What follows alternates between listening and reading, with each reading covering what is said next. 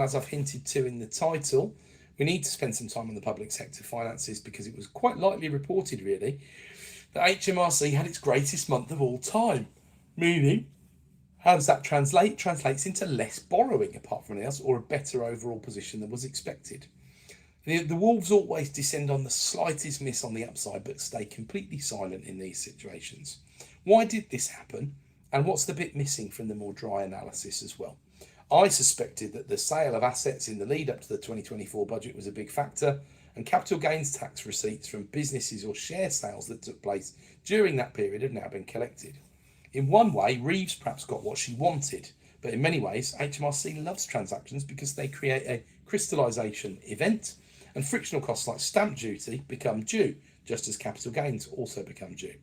But this relatively short time window between the rhetoric that was so miserable from early September 24 and the budget itself at the end of October perhaps offered less opportunity than is typical for a well-planned business exit when it comes to tax efficiency, optimisation and planning. So here's the summary and my take on those numbers. If you're HMRC, although I suppose we should all be grateful for a very great tax take.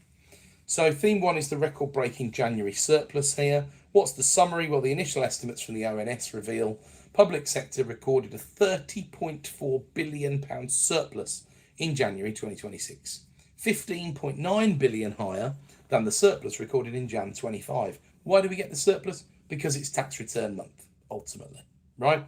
So the surplus arrived 6.3 billion above the Office for Budget Responsibility's November 2025 forecast. The exceptional monthly performance was overwhelmingly driven by seasonal tax receipts. January is, of course, that month when everything comes in, as I've said. Tax receipts are provisional 46.4 billion, right? 10.5 billion up on 1 year ago, hugely bolstering central government's coffers and pulling the monthly balance back into firmly positive territory. It might not surprise you to know that the proponomics take is a bit more cynical than that. January is always bumper, and it is that month that we all dread when we're self-employed or we're investing. 17 billion in CGT receipts, 7 billion up on last year on their own. Why? Investors are liquidating. We're seeing landlords and private investors selling up property portfolios and equities ahead of feared tax raids or simply because the regulatory burden has become too heavy. It's not sustainable or organic economic growth. It's a one-off extraction of capital from the private sector. The Treasury is feasting on the sale of assets, not on the productive yield of them. Once those assets are sold, the revenue stream disappears and the underlying structural deficit will be waiting.